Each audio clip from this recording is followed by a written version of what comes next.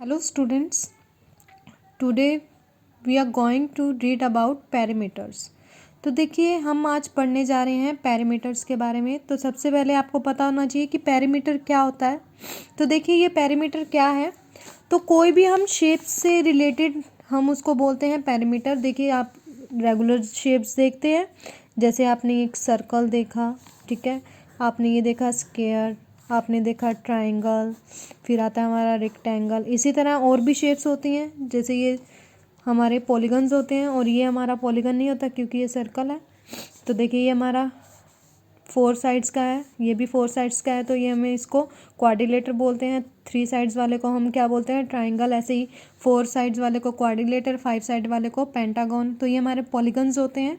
तो आज हम इसके पेरीमीटर के बारे में पढ़ेंगे। तो कोई भी शेप है उसका पेरीमीटर क्या होता है, तो perimeter is the sum of the length of all sides. All sides means sides क्या होती हैं, सारी साइड्स, ये वाली लाइंस, सारी साइड्स का अगर हम सम करें, देखिए साइड्स होती हैं बाहर वाली ये वाली, इन लाइंस को अगर हम जोड़ दें, इन लाइंस का सम करें, इनका एडिशन करें, दैट इज कॉल्ड पेरीमीटर।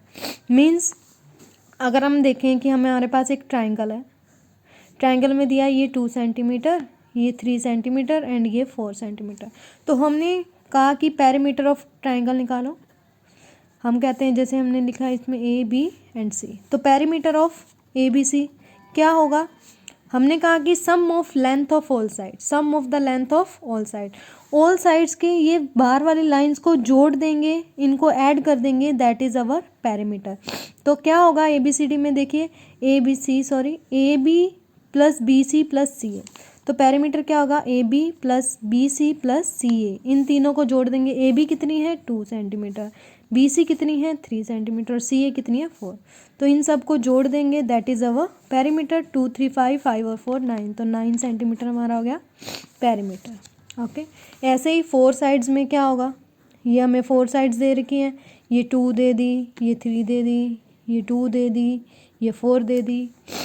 वैसे तो ये 4 नहीं हो सकती, बाकी मान लीजिए हम 3 दे दी, तो हमारा इसमें पेरीमीटर क्या होगा इसका, तो इसमें पेरीमीटर क्या होगा 2 + 3 + 2 + 3। देखिए 2 3 2 3, तो 2 3 5 और 5 10 सेंटीमीटर। तो जो भी सारी साइड्स का सम होता है, जितनी भी साइड्स हमें दे रखी उन सबको जोड़ दो, तो वो हमारा होता है पेरीमीटर। तो ऐसे ही हम देखते हैं शेप्स के अकॉर्डिंग पेरीमीटर। आपने ट्राइंगल का देखा, ट्राइंगल में क्या होता है कि सम ऑफ 3 साइड्स, तो 3 साइड्स होती हैं ट्राइंगल में, 3 लाइंस होती हैं, 3 लाइंस के सम को हम पेरीमीटर बोलते हैं।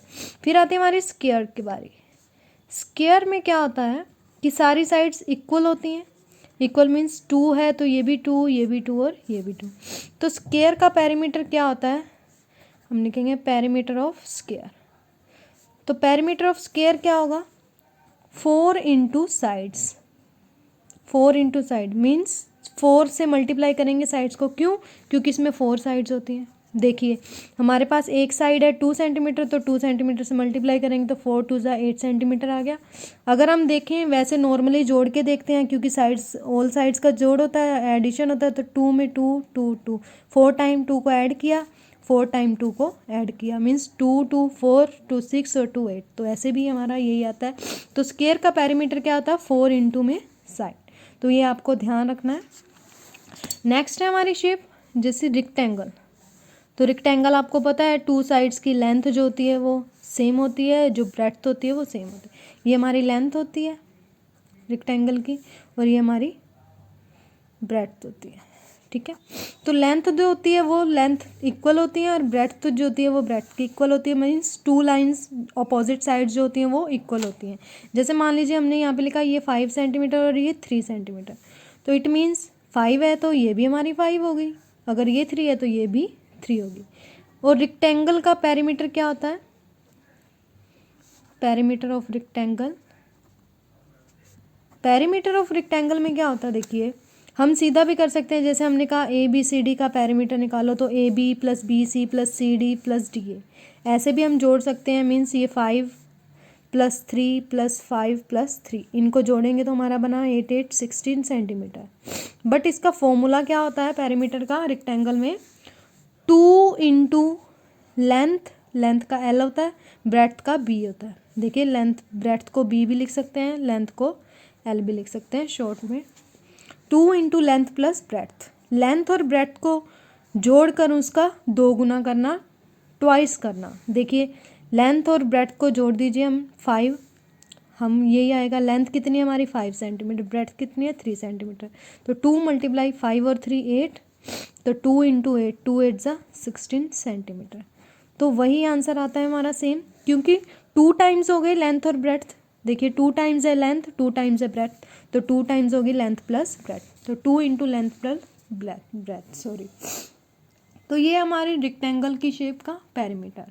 तो इसी अकॉर्डिंग आपके सम्स जो आएंगे तो आपने इसी अकॉर्डिंग करने हैं। कई बार आपको सिंपल शेप ही दे रखी होती है, या हमारे स्टेटमेंट के सम्स किस तरह से आते हैं हम वो देखते हैं।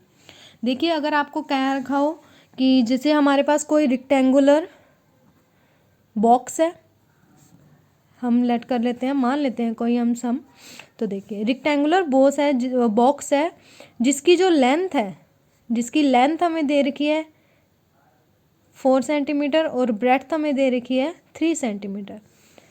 तो रेक्टेंगुलर बॉक्स की लेंथ और ब्रेड्थ हमें दे रखी है। फिर वो हमसे कहते हैं कि हमें इसके ऑल साइड्स पे टेप लगानी है। ऑल साइड्स पे क्या लगानी है, हमें टेप लगानी है। तो वो कहता है कि हमें बताइए कि ऑल साइड्स रेक्टेंगुलर शेप्स की ऑल साइड, मान लीजिए रेक्टेंगुलर बॉक्स है, इसकी चारों साइड्स पे जो है हमें टेप लगानी है, तो हम कितनी टेप रिक्वायर है, कितनी टेप रिक्वायर होगी, मीन्स हमें कितनी लेंथ चाहिए टेप की, कितनी टेप लगेगी। तो हम क्या देखेंगे कि हम पेरीमीटर देखेंगे, क्योंकि लेंथ जो होती है वो पेरीमीटर ही होता है, बाहर की जो साइड लगेगी। अब देखिए जो टेप है रेक्टेंगुलर शेप के बाहर लगानी है तो अंदर तो नहीं लगेगी, ये बाहर लगेगी, तो मीन्स ये पेरीमीटर है। तो पेरीमीटर हमें पता है 2 इंटू लेंथ प्लस ब्रेड्थ होता है। तो हम करेंगे 2 इंटू लेंथ कितनी है 4, ब्रेड्थ कितनी है 3, तो ये क्या हो गया 2 इंटू 7, तो 2 7 जा 14 सेंटीमीटर। तो 40 सेंटीमीटर हमें 14 सेंटीमीटर टेप चाहिए। तो ये तो हमने निकाल लिया कि रेक्टेंगुलर बॉक्स पे इतनी टेप लगेगी। फिर सम में हमसे कॉस्ट भी पूछ सकते हैं, कि जैसे मान लीजिए हमारे पास इसी सम में देखते हैं कि वो कहते हैं कि अगर कॉस्ट 1 सेंटीमीटर की, 1 centimetre cost of tape of 1 centimetre. तो देखिए cost of tape of 1 centimetre, 1 centimetre tape लगाने की कॉस्ट जो है वो ₹5 आती है। 1 सेंटीमीटर अगर हम टेप लगाते हैं, ये हम एक्चुअल मतलब लेट कर रहे हैं, मान ही रहे हैं, इसमें एक्चुअल में रेट नहीं है ये। तो देखिए cost of tape, 1 centimetre tape लगाने की कॉस्ट हमारी ₹5 आती है। तो वो कहता है इस रेक्टेंगुलर बॉक्स की कॉस्ट बताएं हमें कितनी रुपीज़ आएगी। अगर हमने ये, अब देखिए हमारे पास उसने कहा कि रेक्टेंगुलर बॉक्स इतना है, इसके चारों तरफ टेप लगानी है ऑल साइड्स पे, तो आप हमें बताओ अगर 1 सेंटीमीटर की कॉस्ट ₹5 है तो इस बॉक्स की कॉस्ट कितनी आएगी। तो सबसे पहले तो हम इस बॉक्स की लेंथ निकालेंगे कि कितना पेरीमीटर है, कितनी हमें टेप चाहिए, कितनी रिक्वायर है। तो हमने निकाली कि 14 सेंटीमीटर रिक्वायर है टेप, तो हमारी कॉस्ट कितनी आएगी। तो हम देखेंगे अगर 1 सेंटीमीटर की 5 है तो cost of tape of 14 centimetre, तो 14 सेंटीमीटर की कितनी आएगी। आपको पता है एक की वैल्यू अगर हमें दे रखी है और ज़्यादा की पूछी है तो हम क्या करते हैं, मल्टीप्लाई करते हैं दोनों नंबर्स को। एक की कॉस्ट हमें दे रखी है, ज़्यादा की निकालनी है तो ज़्यादा को मल्टीप्लाई कर देंगे। तो कैसे मल्टीप्लाई करते हैं, 5 4 जा 20, 2 कैरी यहाँ पे, 5 1 जा 5 और 2 7, तो ₹70 लगेंगे। तो इस टाइप के आपने जो सम है पेरीमीटर्स के वो आपने अपने वर्कबुक में एंड अपनी फेयर नोटबुक में कंप्लीट करने हैं। आई होप आपको समझ आ गया होगा। Okay students, thank you.